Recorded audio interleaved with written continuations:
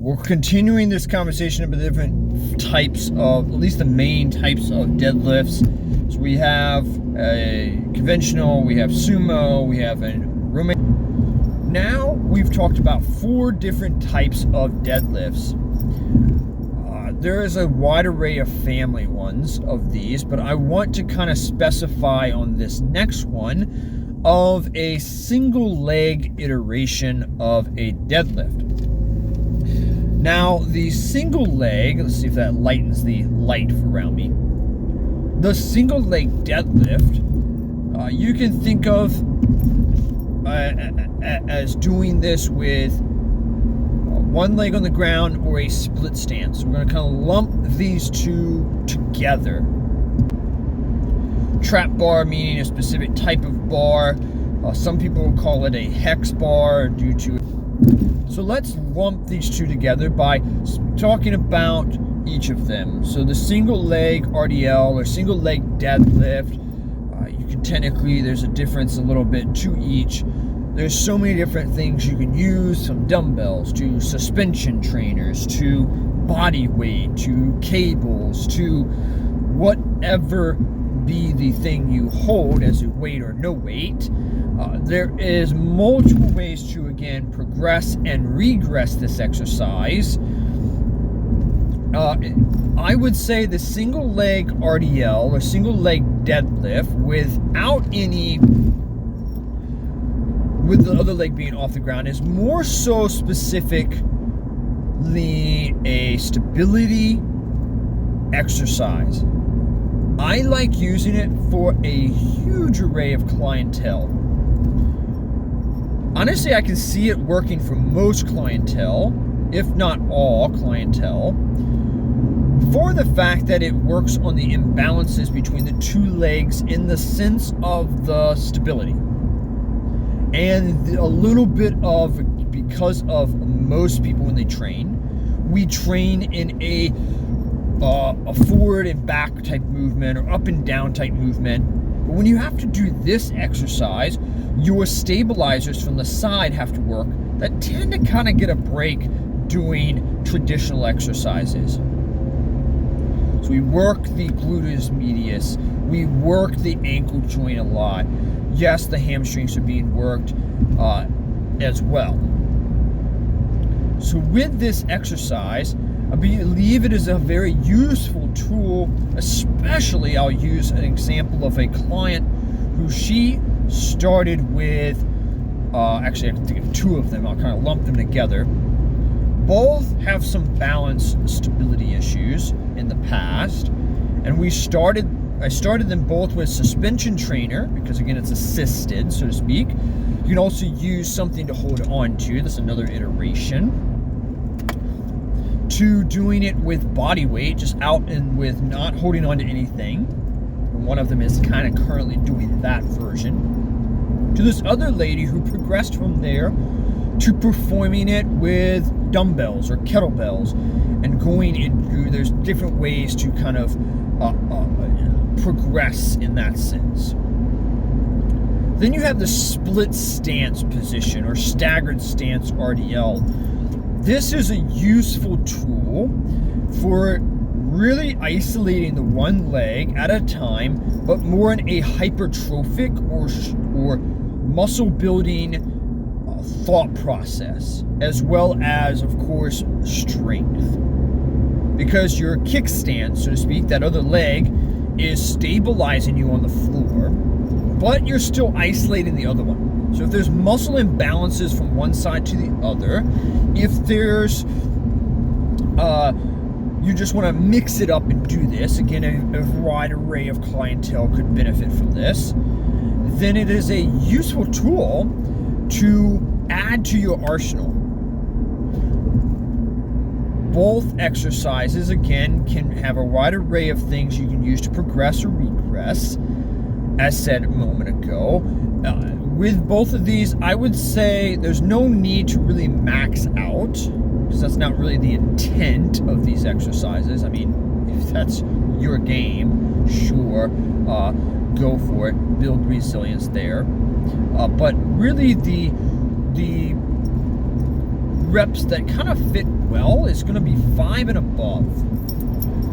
I mean, you could take it up to a lot of reps, so I'm not really going to cap it. If you want to cap it, I guess 30. So I just feel like above that, you're just kind of like just time efficiency, especially since you're doing one leg at a time. But anyway, a higher range of reps. And you always want to start with the leg that is weaker or more challenged. That way you don't accidentally do 5 or so more reps or 3 reps more on one side or more weight on one side than the other. So you want to address the imbalance, not continue to exacerbate this imbalance. Before you continue this episode, let's talk about an amazing opportunity for you. It's our 12-week Fitness Rehab Accelerator. This is going to give you, for 3 months, an awesome opportunity to work with a trainer and a coach who's going to help you with your nutrition and your fitness goals. Help you create amazing, healthy, good habits to help improve your sleep, your diet, your exercise, and even help you start managing your stress even better. Why not take this opportunity and run with it? Don't miss out. Click the link in the description and get your journey started. And then I will halter my discussion on deadlift on this last one, which is a suitcase a deadlift. Again, like I said, there's several different iterations of deadlift. This is not an all-inclusive video on all deadlifts, but another useful one that I think can be used for pretty much a wide array of clientele is a suitcase deadlift, which is a one-sided deadlift.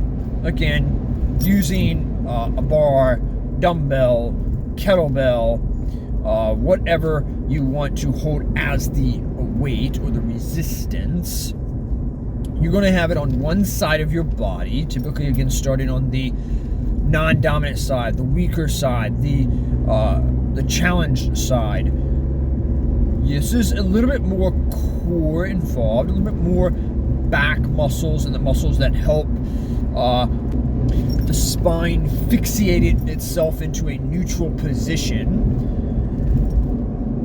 It is again going to work on imbalances, but really is again that building that appropriate position of the spine, that neutral back position.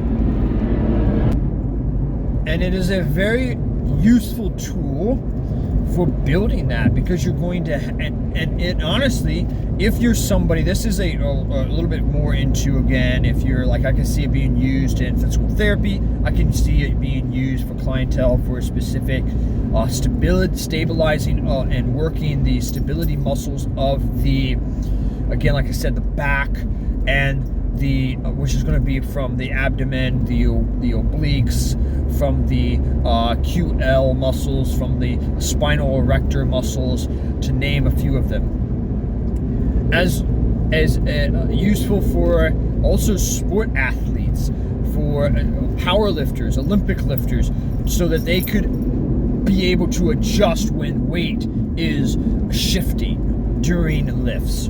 Strongmen, things like the strength athletes that could benefit from this, as well, like I said, a more wide array of clientele. So that kind of wraps up the main deadlifts of the deadlift family. I hope this is helpful. If you've never tried one of these, give it a shot. If you're like, where do I start? Honestly, start teaching yourself. Like I said, with that one client, you could go with shortening the range of motion, maybe a block pull type thing, and that can even literally start with just, or using an RDL with less range of motion, with a broomstick or something like that. You could start with the suspension trainer for single leg. That would be amazing as well. So starting somewhere, those would be ones to go for. And if you're somebody who's been deadlifting for a while, and you're like, I'm bored, I want to change it up, then try some of these other variations. And yeah, let me know how it goes. And until next time, y'all, find me on Instagram. And I am also on Facebook. Pretty much if you find me on Instagram, you can probably find me on Facebook using pretty much the same thing. And until next time, keep training.